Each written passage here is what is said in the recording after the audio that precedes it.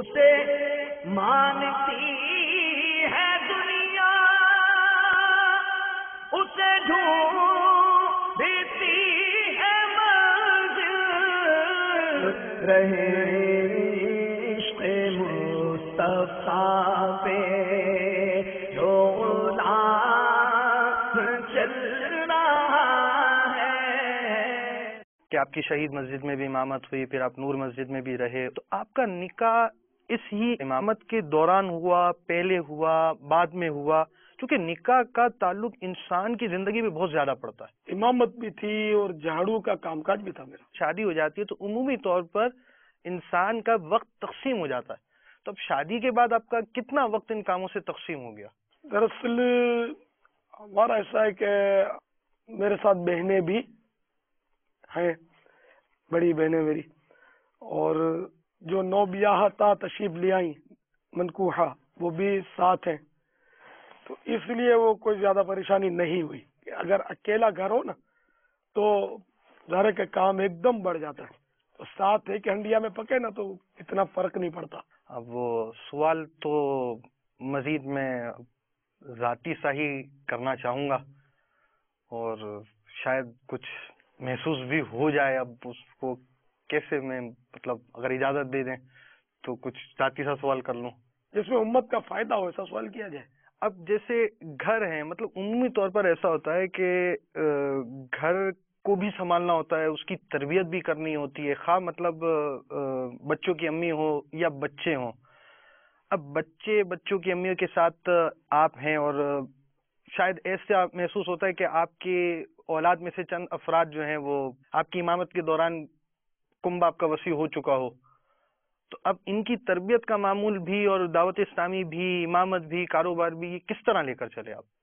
سب چلتا رہا، اور اب یہ کہ کوئی جیسے کہ امامت کرے یا کاروبار کرے تو وہ گھر میں نہیں جاتا، ایسا تو نہیں ہے، گھر میں تو سبھی جاتے ہیں، اسی طرح میں بھی گھر میں جاتا تھا، گھر میں رہتا تھا، گھر میں کھاتا تھا، پیتا تھا۔ دراصل یہ ایک قدرتی تعاون میرے ساتھ ہو گیا کہ میرے گھر میں جو تشریف لائیں ان کی سادگی مثالی ہے۔ مثلا یہ کہ شادی کے لیے کاسمیٹک لایا جاتا ہے تو میں کاسمیٹک کے معاملے میں بھی سخت تھا، وہ ناخن پالش اور یہ تو نہیں چلے، کیونکہ یہ اس کے ناخن پالش لگانے سے نیچے پانی نہیں بہتا تو وضو نہیں ہوتا، فرض غسل بھی نہیں اترتا، اس طرح کی چیزیں نہیں تھی جو جائز کاسمیٹک ہوتا ہے وہ لیا تھا۔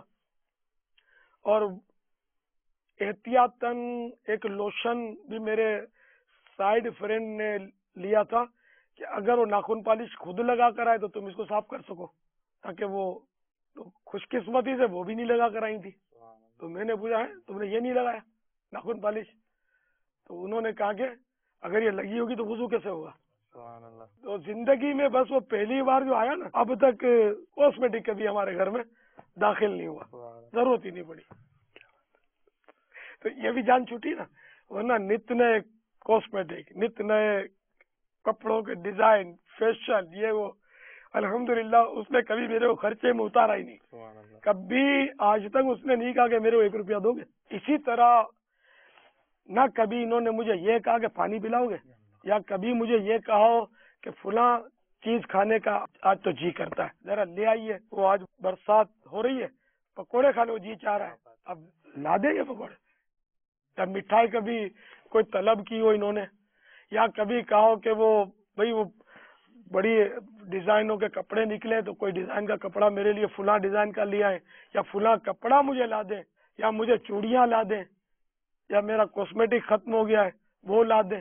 کاسمیٹک کی ترکیب ہی نہیں ہمارے گھر میں، یعنی اس اللہ کی بندی نے مجھے یاد نہیں پڑتا کہ کبھی کوئی چاول کا دانہ مانگا ہو، یا مطلب شوربے کا قطرہ مانگا ہو، خیر، یا بٹی آلو مانگا ہو۔ یہ اللہ کی بندی کچھ بولتی نہیں، مانگتی نہیں ہے، جو رکھ دیا جائے وہ کھا لیتی ہے، اور نہ اس کا کبھی آج تک میں نے شکوہ سنا کہ مجھے یہ پکڑا دیا اور مجھے یہ موافق نہیں ہے تو یہ کھانا پڑ گیا تو میرا پیٹ خراب ہو گیا، وہ کھلا دیا مجھے آپ کی بہنوں نے۔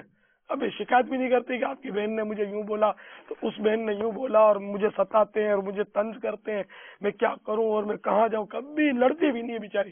پاپا کوئی خواب وغیرہ تو نہیں دیکھ رہے؟ خواب نہیں ہے، میں خدا کی قسم کھا کر کہہ رہا ہوں کہ ابھی تو مجھے سب یاد نہیں ہے اللہ کہ جو میری فیلنگز ہے وہ بتا رہا ہوں کیا کہ بات ہے، ہمارے گھر میں اس طرح کی یہ عورت ہے کہ یہ عجیب عورت ہے. کیا بات ہے. یہ بیچاری کبھی کوئی فرمائش کرتی نہیں ہے. اب تک ہے نا جوانی میں نہیں کی، اب تو بڑھاپا آ گیا، اب کیا کرے گی. مجھ سے نہیں کی. ہاں میری بہن نے اور یہ سب ان کا مطلب ہے ماشاءاللہ اچھی یہ ترکیب سے رہتی ہے. ان کی آپس میں انڈرسٹینڈنگ ہوگی اور کبھی ان سے ہو سکتا ہے کہہ دیا ہو کہ آج طبیعت خراب ہے تو مجھے فلاں چیز کھانی ہے، وہ مجھے نہیں پتا، لیکن میرے سے کبھی مطالبہ نہیں کیا. وائف کے حوالے سے آپ نے تذکرہ کیا، اس طرح کے الفاظ کے استعمال کے حوالے سے بھی اگر کوئی مدنی پھول مل جائے. میرے کو یہ پسند نہیں ہے کہ وہ بلا تکلف بولتے ہیں میری وائف، تو وہ بولتے ہیں میرا ہسبینڈ. یہ جمتا نہیں ہے. موقع کی مناسبت سے جیسے کہا جائے کہ امام غزالی نے بھی یہ مشورہ دیا ہے کہ جیسے یہ کہا کہ گھر میں سے کہا ہے، گھر میں سے بلایا ہے، گھر میں بلایا ہے، اس طرح کی مثال. بچوں کی امی یہ ہم کہتے ہیں، اس طرح کے الفاظوں جو حیا سے زیادہ قریب ہوں. وائف کہنا یہ جائز ہے، گناہ نہیں ہے. ضرورتاً زوجہ کہہ دے، وائف کہہ دے، لیکن میں نے یہ ان الفاظ میں ڈرتے ڈرتے منکوحہ کہا. الحمدللہ یہ احتیاط اچھی ہے، کیونکہ اب حیا بھی بہت بڑا خزانہ ہے.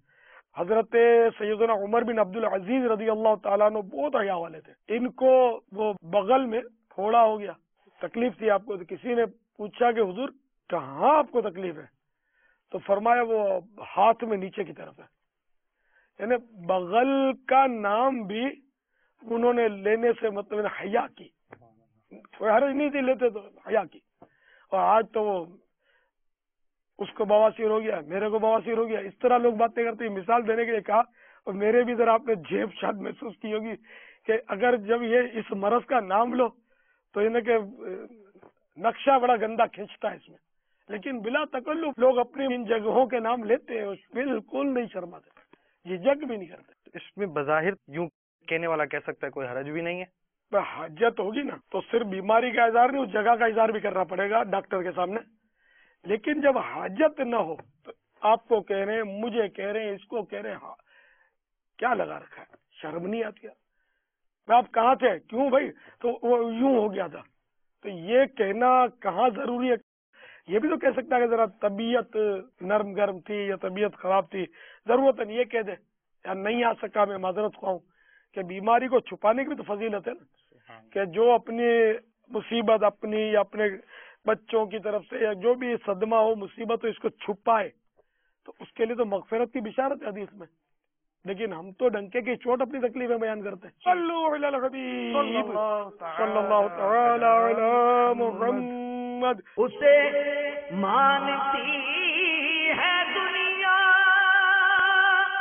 اسے ڈھونڈتی ہے منزل، رہے عشق مصطفیٰ پہ